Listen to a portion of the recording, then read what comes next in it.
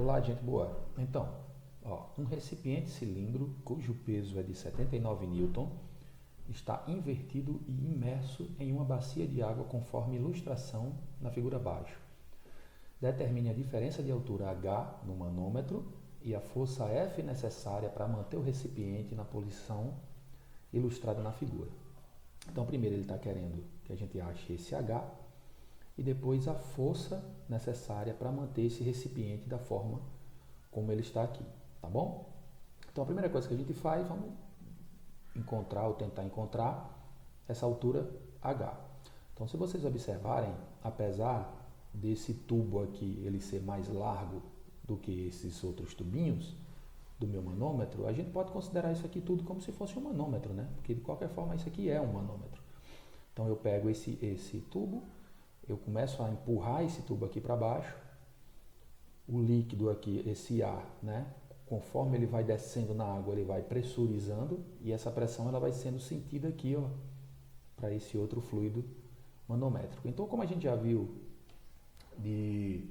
nos cálculos de manometria, a gente sempre relaciona as duas pressões que eu tenho nas extremidades, né? Então, a primeira pressão que eu tenho na extremidade, eu posso chamar de pressão aqui, por exemplo, pressão no ponto 1, que seria a pressão nessa primeira extremidade aqui, ó.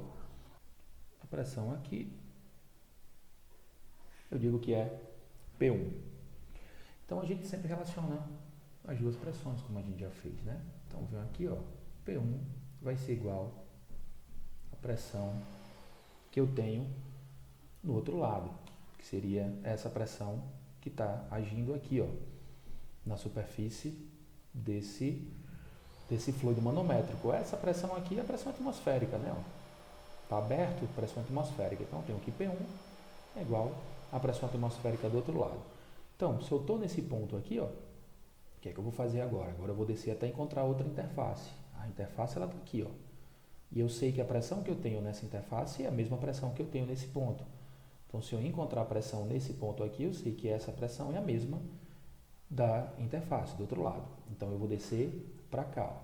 Então, se eu estou descendo,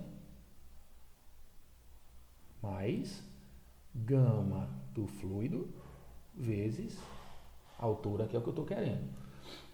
Então, desse ponto que eu cheguei aqui de pressão, eu pulo para o outro, ó, né? Então, eu já sei que essas pressões são as mesmas, a pressão é a mesma nos dois pontos. Então, daqui, o que é que a gente faz? Como daqui para cá, ó, é tudo ar, olha que interessante. Eu, teoricamente, poderia calcular a pressão num ponto de mesmo nível desse daqui, ó, né? Então, teoricamente, eu poderia calcular a pressão mais ou menos aqui. Porque as pressões, ó, elas são iguais, né? Está no mesmo ponto, no mesmo fluido, no mesmo nível, as pressões elas são iguais. Sendo que aqui a gente tem uma coisa interessante, eu estou trabalhando com ar. O peso do ar ele é muito pequeno, né? Muito baixo o peso do ar. Então a pressão em qualquer ponto aqui, ó, ela vai ser a mesma, porque é o ar. Se fosse qualquer outro tipo de fluido, não, porque o peso ia considerar. Mas o ar ele tem um peso muito baixo. Então a pressão em qualquer ponto desse daqui, ela é a mesma pressão. Então, a pressão que eu encontrei nesse ponto aqui, ó, dessa interface, ela vai ser a mesma em qualquer ponto dentro do ar. Resumindo, eu posso encerrar a minha equação aqui, ó, certo? Eu posso encerrar a minha equação nesse ponto. E aí, o que é que a gente está querendo? O que é que o exercício está querendo? O exercício está querendo a altura H.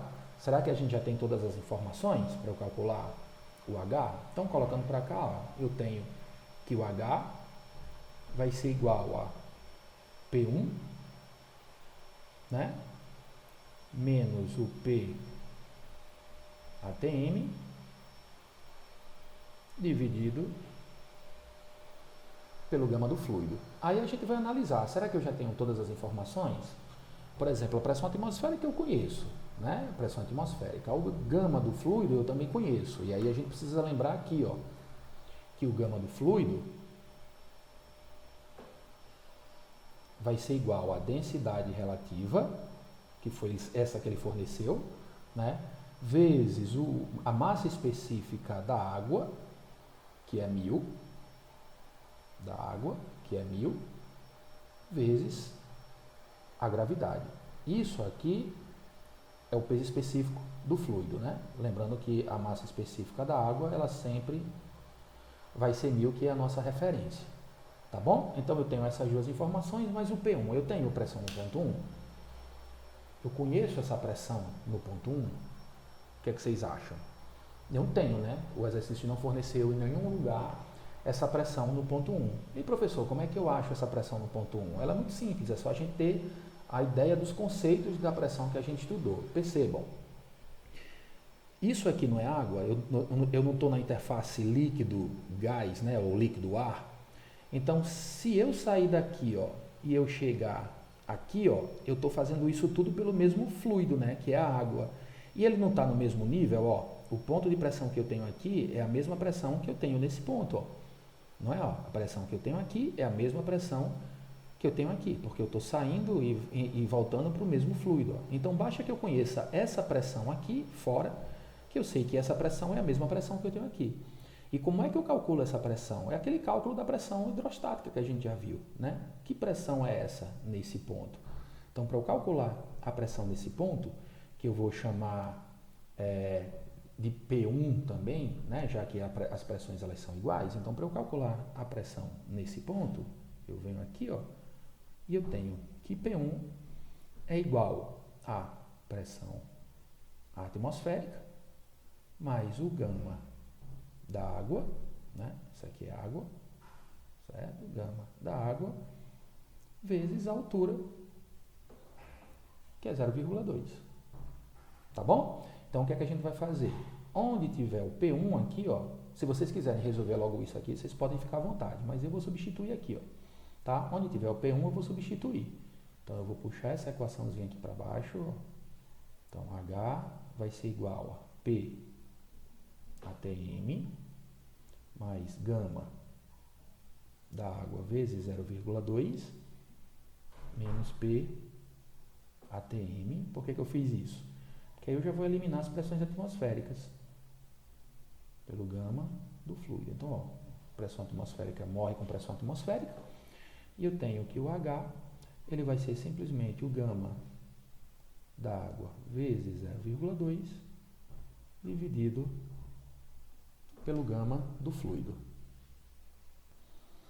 Substituindo aqui os valores, ó, eu tenho que o gama da água 9.810, porque é a água que eu considerei valendo 1.000, por exemplo, né? 1.000 da água, e aí essas informações da massa específica que a gente vai utilizar, aí eu forneço para vocês na prova, né? Então aqui eu considerei a água como 1.000 quilos por metro cúbico, vezes a gravidade, que é 9,81, então dá 9.810, né? Newton por metro cúbico, que é o peso, vezes 0,2, né? Lembrando que esse 0,2 ele é metro, isso aqui dividido pelo gama do fluido, que é justamente isso aqui, a densidade, né? Que é 2,1 multiplicado por 1.000 multiplicado por 9,81, que dá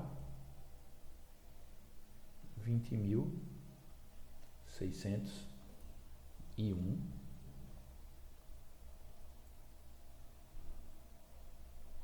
Newton metro cúbico, né? Então eu posso simplificar aqui, ó, Newton metro cúbico com Newton metro cúbico, sobra o metro que eu estou querendo. Então, a altura ela vai ser igual a 0,095 metros ou 9,5 centímetros. Ok? Então, agora vamos calcular essa força. Qual é a força que eu preciso colocar aqui para manter esse sistema em equilíbrio, ou seja, do jeito que ele está? Então, eu preciso lembrar que pressão, né, para resolver a letra B aqui, vamos resolver aqui a letra B, eu tenho que lembrar que pressão é igual a força sobre área, tá bom? Essa força que a gente tem aqui, ela é o somatório das forças dividido pela área, né?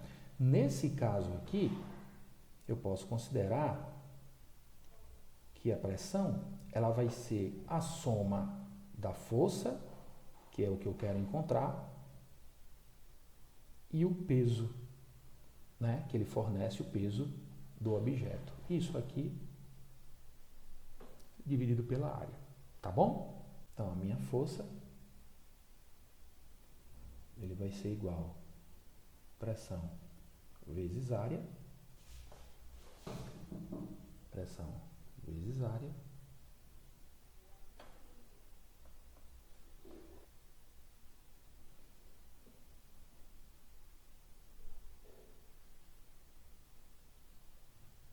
menos o peso.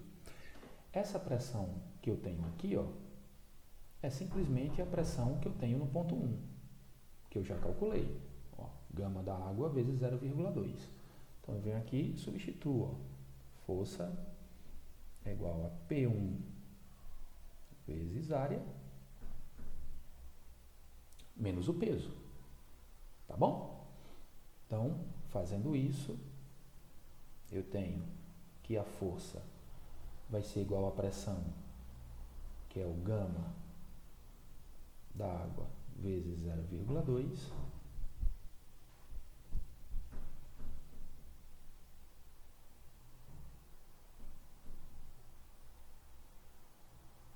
vezes a área, e aí a área ele já me forneceu o diâmetro, né? Então é π multiplicado pelo diâmetro ao quadrado, que é 0,3 ao quadrado, dividido por 4, essa é a minha área, né?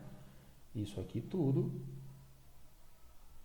menos o peso que ele me forneceu lá em cima, peso de 79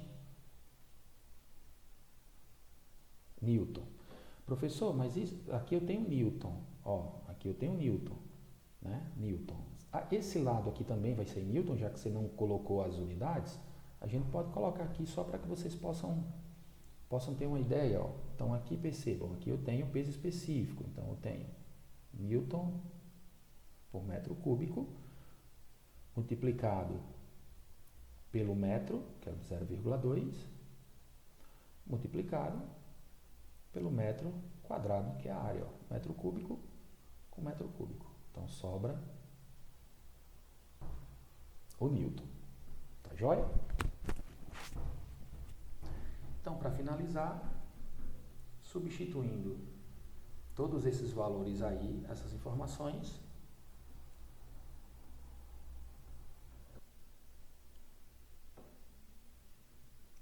eu tenho aqui a minha força, 59,7 Newton. Ok, gente? Espero que vocês tenham compreendido. Abraço.